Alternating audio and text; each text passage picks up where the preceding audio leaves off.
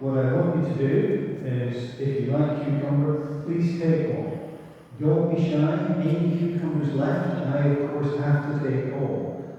And in the Murphy household at the moment, cucumbers are becoming the new courgette. And yes, my boys will tell you what they think of courgette. So please take a piece of cucumber only. Now after rush, there's only 3 bits, or break them in half, or some such. Right, on. Anne McLaughlin has asked me to say that tomorrow, Monday the 9th, 2 p.m, Kirk Hall, it's music and memories. So please come along, all welcome. At the end of the month, Sunday, September 29th, again in the hall, after the service, it's the harvest lunch. And don't ask me what was on at the harvest lunch, but that gives us a couple of weeks to think about it, ask questions, and work out whether we want to go, which of course we will do. It's what we have to bring with us, I suppose. The day before, Saturday the 28th, it's Messy Church, again, in the Kirk Hall. I don't have time. Rob will know. Ask Lara. It's on the screen. It's on the screen. There we go. Thank you, and last but not least, Sarah, Jean Poggy, those of you who knew Jean Poggy, died last week. Her funeral is this coming Friday at 11 a.m. here in the Kirk. So thank you, Jean and her family. Remember them in your prayers. So we are here, of course, to worship God. The first couple of lines of the first reading is, "To whom will you compare me, or who is my equal, says the Holy One." And then Jeff has added in here, "Look at the birds of the air. They do not sow or reap or store away in barns, and yet your heavenly Father feeds them." Let's worship God. Stand if you're able, and let's sing the God of Abraham prayer.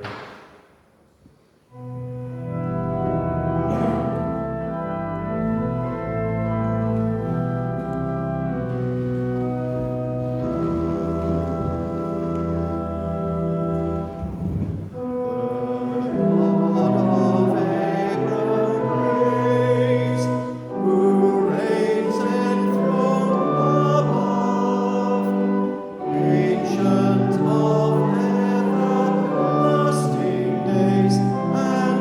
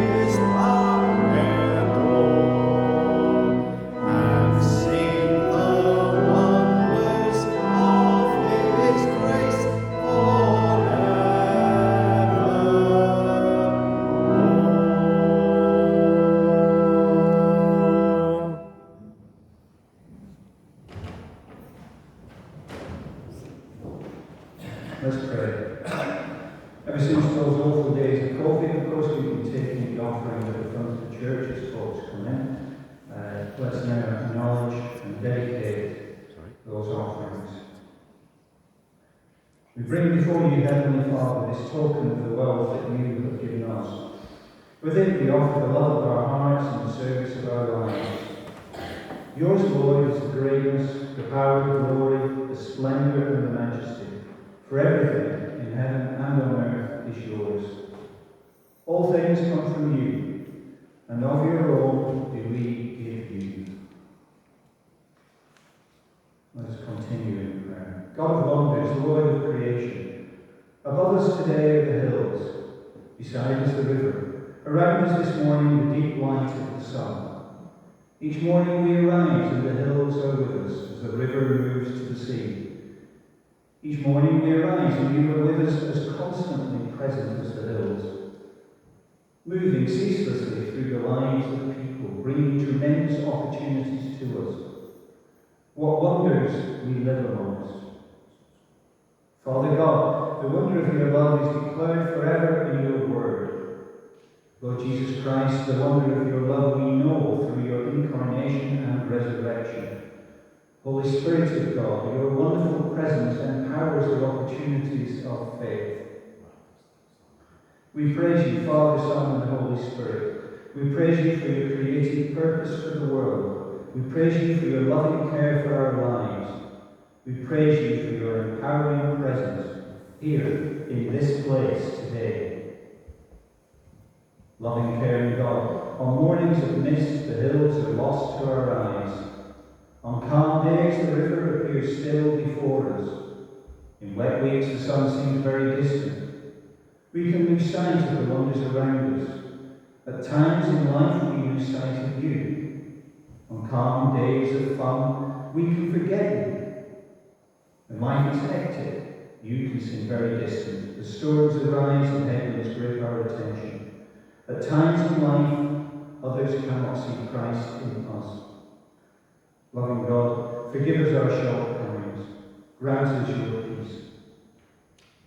God of wonders, you never lose sight of us. God of wonders, we are never forgotten by you. God of wonders, you are always very close. Help us to lay hold of you through faith in Jesus Christ. Help us to live in such ways that others can see Christ in us. Help us to stay closer to you, our loving, creating God of wonders, Father, Son, and Holy Spirit, to whom, with your people across the world, we pray as Jesus taught us. Our Father, who art in heaven, hallowed be thy name. Thy kingdom come, thy will be done on earth as it is in heaven. Give us this day our daily bread, and forgive us our debts as we forgive our debtors. And lead us not into temptation, but deliver us from evil. For thine is the kingdom, and the power, and the glory, forever. Amen. Now Lord's going to come and read the lesson.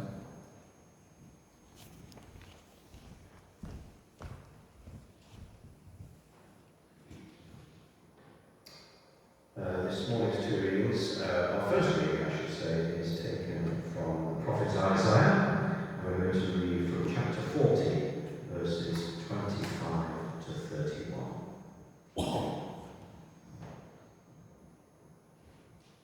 To whom will you compare me? Or who is my equal? Says the Holy One. Lift up your eyes and look to the heavens. Who created all these? He who brings out the starry host, one by one, and calls forth each of them by name. Because of his great power and mighty strength, not one of them is missing. Why do you complain, Jacob?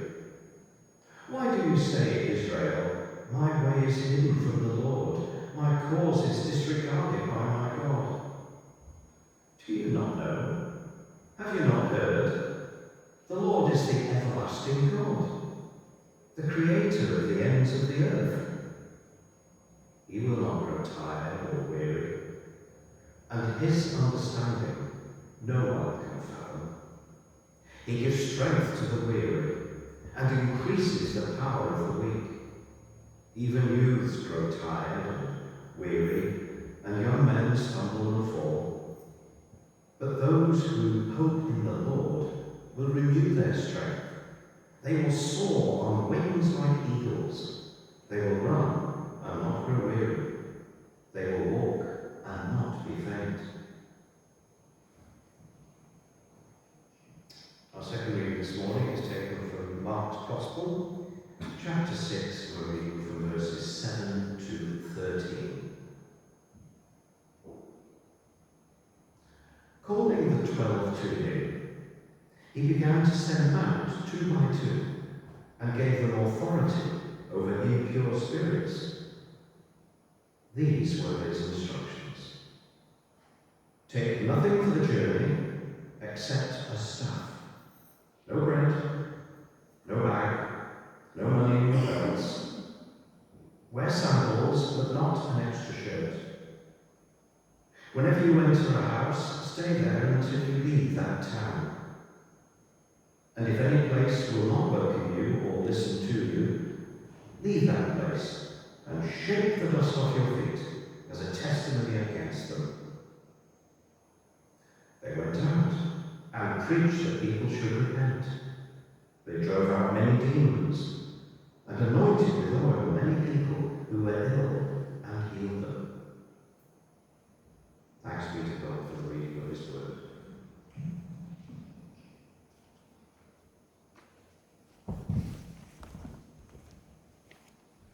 Thank you, Rob. So let's stand again if we're able and sing to God again. Father God, I wonder how I managed to exist.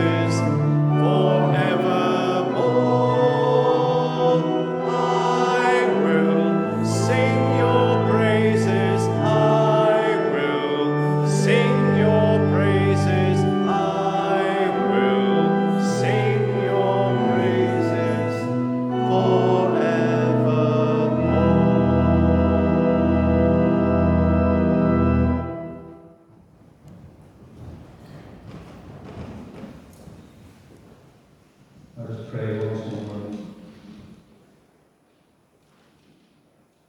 Lord God, our loving Father, we thank you with grateful hearts for the goodness you have shown us in the wonders of the universe, the sights and sounds that lift us, the resources of this world from which we get so many good things, the development of humanity through our years on this earth, growing in understanding of the many gifts and talents you have given us, the discoveries of science in medicine and technology, enriching our lives.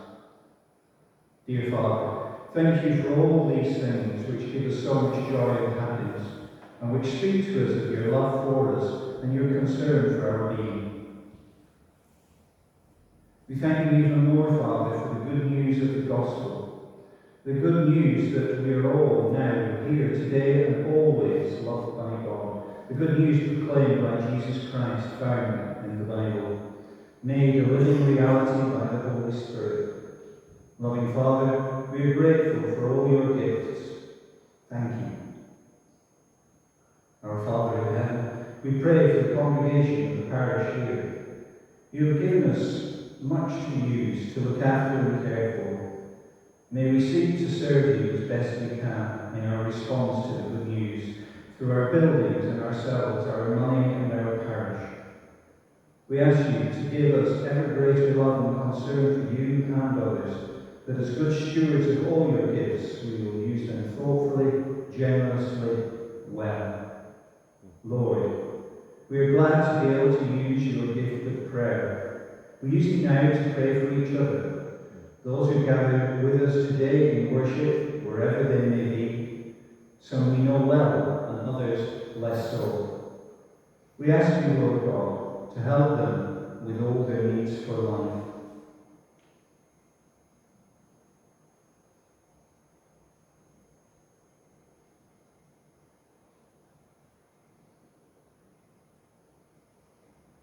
And we pray, prepared to be of such help as we can ourselves be, for Jesus' sake, through whom we pray.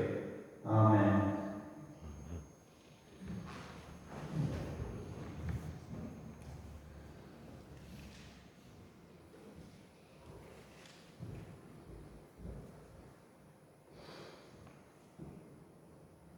I should perhaps have mentioned that here we are in what we call Creation Month. Totally blanked on what we talked about last week. But this week, the theme is birds, the eagle, hence the two readings.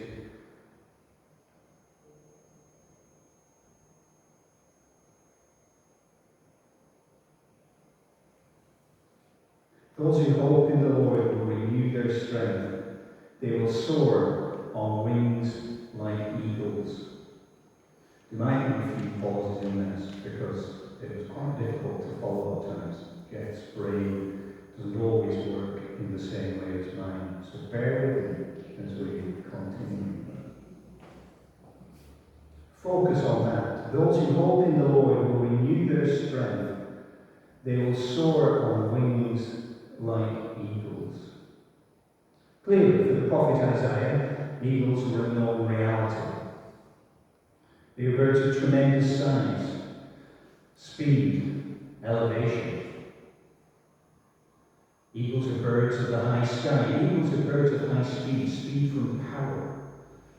In the Bible and elsewhere, an eagle is a symbol of power, sometimes a hostile power, but often welcome power. An image of strength that lifts and takes one forward. We can all think not just images from the Bible, but in everyday life. My one that I tend to think of is The Hobbit, Lord of the Rings, where the eagles will always arrive just in the nick of time to save everybody. But the Lord got there first, of course. Tolkien wasn't the first to use this sort of imagery. In Exodus chapter 19, we read, "You yourselves have seen what I did to Egypt, and how I carried you on eagle's wings and brought you to myself." Exodus 19, verse 4. Careful inspection of the Callander Kirk pulpit will reveal an eagle as one of the carvings. I must admit, I'm not done that. Something for us to do afterwards. A symbol chosen long ago for the Apostle John, and an image described by one commentator as symbol of highest inspiration. Are you inspired by the thought of soaring like an eagle? Today we can be inspired in faith by that symbol of an eagle. Eagles have been labelled charismatic birds. In Scripture and in the world today, they attract people. The word eagle often features in a title. Eagle tourism is big business in Scotland. They are inspiring. Jeff finds them inspiring. They can be hard to locate. They are more likely to locate us before we locate them. They can be difficult to identify. Ask Finland. He was located by an eagle only yesterday, just up the hills there. And he struggled to identify it until he came to the experts. That's me, by the way. And I struggled as well. Jeff, again, or I also, enjoy those all too rare moments when I see them. I do get frustrated because as often as not I can't identify them. And they normally turn out to be puzzles. imagery is placed in the Bible, and the imagery of the eagle, for a purpose. It is no window dressing simply to catch our attention. God's rich creation, the eagle in this case, is used to edify, to build up, and to challenge us, the people of faith. The eagle. Be aware. Awareness. Eagles are birds of great awareness. We talk about eagle eyes. I've already said we might not see them, but they can see us. They can see us coming from miles and miles away. But people who notice things, there you go, eagle eye. Nothing goes past them. Nothing goes past the eagle. Consider this challenge the eagle puts before us. Getting back to symbology, the badge of the office of the United States uses the eagle as a symbol. It's a badge of office, it's a badge of power. We've seen it on numerous occasions when the President is making an address. It's a symbol of awareness. It is good to be aware. We want leaders of the world to be aware people. People who are aware of what is going on. People who are aware of others, enemies and friends, and being able to distinguish between them. People who are aware of themselves. I'm still having to think about this next bit. Donald Trump has said, one of the key problems today is that politics is such a disgrace.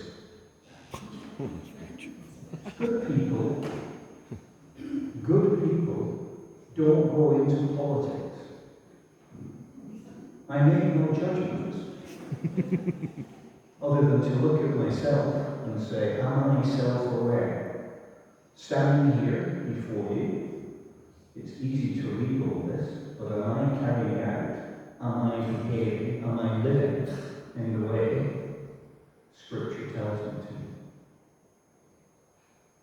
to? Be aware. Awareness matters in leaders. Awareness matters in those who wish to be leaders. Presidents, prime ministers, parish ministers, parents. Part of the leadership of the congregation. Being aware matters for Christians. It is incredibly important for effective mission. It is vital for powerful living as people of faith. We need to be like the eagle. We need to be aware. To be aware of more than just ourselves. The eagle is aware through looking and constant watching, aware of what is going on around us, aware of our world, God's wonderful creation.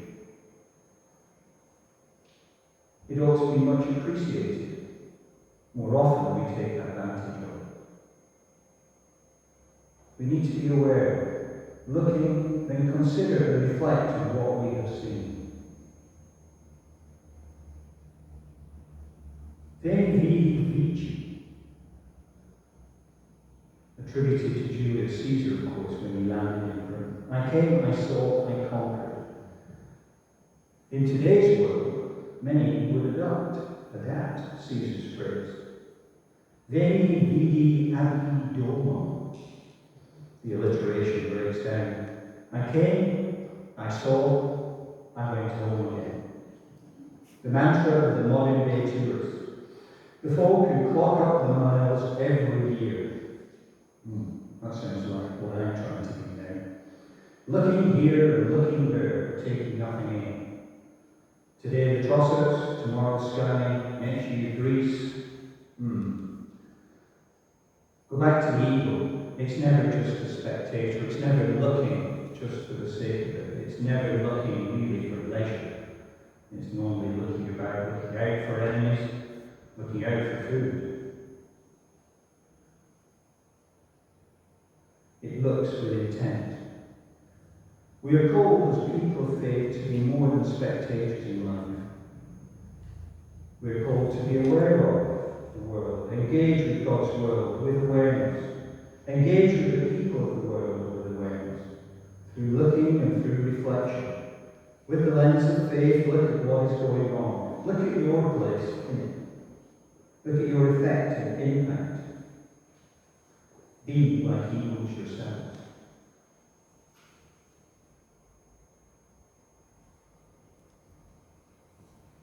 I don't know how old Jeff is. Once, large stores had lifts with lift attendants. Anybody here ever seen a large store with a lift? Rob's obviously a lot of old sort of marriage a lot older than me as well. Or at least goes into posher stores and that.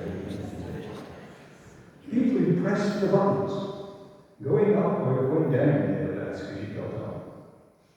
Now, there's a question for the world, for ourselves. Is our world going up or down? In truth, humanity's mistreatment of creation has dragged the world down. Our endless consumption is not cost-free. Endless economic growth comes at a price. Up or down, the history of the Christian church is not one of steady progression. It is one of ups and downs. Are we going up or down in ourselves on the journey of faith? Do we even aspire to go up? Jesus Christ calls us to progress in our faith. We might not always be as we want to be, nor where we want to be. In work or money, health or relationship, in life, in worship. We are called to progress in the journey of faith, to be going up, to be ascending in worship, faith, knowledge, service. Let's go back to Isaiah. Those who hope in the Lord will renew their strength. They will soar on wings like eagles. Are we feeling tired this morning? Is the weight of the world getting to us? They will soar like eagles. Sometimes in life we find ourselves in challenging places. Never mind ascending, we are aware that we have come to a halt. And even the halt takes energy to maintain. Even worse, we might find ourselves sinking. We are going down. Sinking under the weight of where we are, possibly even who we are, in our personal lives, church, community, work life, faith. Potentially, consciously or unconsciously, pulling others down too. But there is hope. There is hope in that symbol of the eagle. But even the eagle has its limitations. Poet Dryden wrote, "Fool that I was, upon my eagle's wings I bore this wren, till I was tired with soaring, and now he mounts above me." Apparently an overfed eagle cannot soar. There is a weight balance to maintain. Too much of a good food, too many rabbits, and ascending becomes impossible. When we find ourselves unable to ascend, it may well be a time to stop and think, to digest. What are we needing? However we needing? However reluctantly to make changes. Reduce the burden. Needing help to lighten our road, to re-establish priorities. God-honouring priorities. In order that we may continue our journey of faith with hope, with the hope of ascending. The eagle, that soaring, ascending bird, is assisted in ascending. So even the eagle looks for that assistance. The eagle knows to look for uplift, wants to be lifted up. Be like the eagle. Seek that uplift. Want to be lifted up in faith.